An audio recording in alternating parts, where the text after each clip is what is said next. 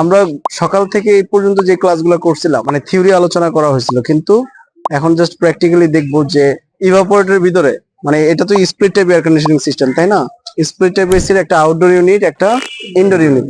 তো এই ইউনিটের ভিতরে এখন আমরা যে কানেক্টিং টিউব গুলা ফিটিং করলাম না, এখানে একটা চিকন, একটা মোটা। মোটাটা কি লাইন? আর এইটা এটা কি ডিসচার্জ লাইন? এটা হলো কি লিকুইড লাইন। এটা কিন্তু ডিসচার্জ লাইন না। এই লাইনটা কোথায় গেছে? ভিতরে ঢুকছে, ইভাপোরেটরে ঢুকছে, ঢুকে তারপর ফেরত আসছে কোনটা? এই যে সাকশন লাইন দিয়ে আসছে না? তাহলে এই যে আমরা যদি একটু একটু লক্ষ্য করি, আমরা আরেকটা এসি কিন্তু এটা খুললাম, তাই না? খুলে দেখো, এই যে এটা ধরো, ধরে একটু একটা জিনিস লক্ষ্য করো, এই যে চিকন যে টিউবটা যেটা লিকুইড লাইনটা ঢুকছে, হ্যাঁ, এই লিকুইড লাইনটা এখান থেকে ঢুকে এখানে তোমার লিকুইড ডিস্ট্রিবিউটর আছে, দেখছো? এই লিকুইড ডিস্ট্রিবিউটরের মাধ্যমে ইভাপোরেটরের বিভিন্ন অংশে তোমার যে হিমায়কটা আছে রেফ্রিজারেন্ট, সেটা কিন্তু বিভিন্ন দিকে ছড়া যায়। ছড়া যাওয়ার কারণে চারিদিক দিয়ে কিন্তু সে কি করতেছে, তরল রেফ্রিজারেন্টটা ছড়ায় গেল এবং বাষ্প হওয়ার সময় তাপ গ্রহণ করে সেই বাষ্পীয় রেফ্রিজারেন্টটাকে পুনরায় ফেরত চলে আসলো কোন লাইন দিয়ে? সাকশন লাইন দিয়ে, তাই না? এসিটার আউটডোর ইউনিটের ভিতরে আমরা গতকালকে কিন্তু আলোচনা করছিলাম যে এর ভিতরে রেফ্রিজারেন্ট গুলো, হিমায়ক গুলো কি করে পাম্প ডাউন করে রাখা যায়, যেটা আমাদের টেকনিশিয়ানটা কি বলে? টেকনিশিয়ানটা বলে গ্যাস লক করে রাখে, তাই না? তো গ্যাস লক যেটা বলছে যে এটার ভিতরে গ্যাসটাকে রিজার্ভ করে রাখাকে বোঝানো হয়েছে, মানে এটার ভিতরে গ্যাসটা রিজার্ভ করা আছে, হিমায়কটা রিজার্ভ করা আছে। এখন রিজার্ভকৃত রেফ্রিজারেন্টটা যদি আমি পুরো ইউনিটের মধ্যে ছাড়ি, একটা জিনিস খেয়াল করো তো, এখানে টিউব কি পরিমাণ আছে? ধরি আবার অনেকগুলো টিউব না এখান থেকে, তাই না? তাহলে এর ভিতরে এটা যখন খোলা থাকে, এর ভিতর দিয়ে বাতাস ঢুকে নেই? বাতাস ঢুকছে কিনা? আমরা কি বলছিলাম সকালে? সকালে আমরা আলোচনা করছিলাম যে সিস্টেমের ভিতরে এক বিন্দু পরিমাণ বাতাস বা কোনো অপদ্রব্য থাকতে পারবে?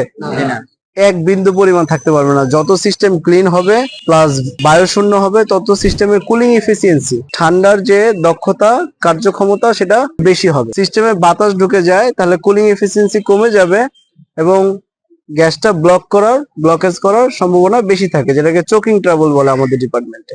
ওইটা নিয়ে আমরা বিস্তারিত আলোচনা করবো ইনশাল্লাহ। তো এখন আমরা যে দুইটা, এই যে কানেক্টিং টিউবের এখানে এই জয়েন করলাম, এখানে জয়েন করলাম, এখানে সার্ভিস বাল্বের গোড়ায় জয়েন করলাম না, তাহলে এর ভিতরে বাতাস আছে না? বাতাসকে বের করছো? এই বাতাসটাকে বের করতে হবে না? এই বাতাসটাকে বের করে দেওয়ার প্রক্রিয়াটাকে, এটাকে বলা হয় ভ্যাকিউম। কি বলা হয়? ভ্যাকিউম করা। তো এই ভ্যাকিউম করার পদ্ধতিটাকে করতে হলে আমাকে কি করতে হবে? এরকম একটা ভ্যাকিউম পাম্পের সাহায্য নিতে হবে। এই ভ্যাকিউম পাম্পটা কি করব? স্টার্ট দিব, লাইন দেই। কম্প্রেসার দিয়ে ভ্যাকিউম করার কোনো নিয়ম নাই। আমরা জাস্ট, যেহেতু ভ্যাকিউম পাম্পটা আমাদের চোখের সামনে একটু পুড়ে গেল, সেহেতু আমরা দেখাচ্ছি, এটা ঠিক করে আমরা আবার ইয়ে করবো না ইনশাল্লাহ। হ্যাঁ, এই যে ইউনিটের ভিতরে যে বাতাসটা আছে, সেই বাতাসটা বের করে দিতে হবে না? যদি বাতাসটা বের করে না দেই, তাহলে আমরা যদি গ্যাসটা ডিরেক্ট এখান থেকে এলএনকি থেকে ছেড়ে দিই, তাহলে কি হবে? বাতাস আর গ্যাস মিক্স হয়ে যাবে না? তাহলে ঠান্ডার কার্যক্ষমতা যেটা, সেটা কি কমে যাবে, তাই না? এই জন্য আমাকে কি করতে হবে? এই ইউনিটটাকে আগে কি করতে হবে? এর ভিতর থেকে বায়ু শূন্য করতে হবে। সেটা কিসের সাহায্যে? ভ্যাকিউম পাম্পের সাহায্যে। পাম্পটা কোথায়? এই যে ভ্যাকিউম পাম্পের সাহায্যে। এরকম ভ্যাকিউম পাম্প গুলো বিভিন্ন সাইজের হয়ে থাকে, বিভিন্ন ক্ষমতা সম্পন্ন হয়। এখন ভ্যাকিউম কতটুকু করবা, কিভাবে বুঝবো যে ভ্যাকিউম হয়ে গেছে? সেটা বোঝার উপায় কি? সেটা বোঝার উপায় হলো যে এই যে তোমার, আমরা যে গ্যাস চার্জ করব কোন অংশ দিয়ে? কম্পাউন্ড গেজ মিটার দিয়ে। কোন গেজ মিটার দিয়ে? Compound gauge metre. Compound gauge মিটারে 0 থেকে 30 ইঞ্চ অফ মার্কারি দেওয়া আছে না? 0 থেকে কি আছে? 30 ইঞ্চ অফ মার্কারি। মানে যত নিচের দিকে কাটাটা যাবে তত বেশি ভ্যাকিউম হলো। এখন কতটুকু দরকার? আমাদের স্ট্যান্ডার্ড হলো 29.99 ইঞ্চ অফ মার্কারি। আমি কি কথা বুঝতে পারছি? কত?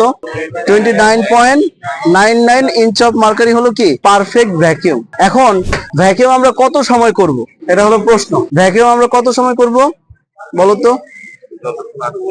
যতক্ষণ পর্যন্ত 29.99 ইঞ্চ অফ মার্কারি না আসবে। এটা নির্দিষ্ট কোনো টাইম নেই।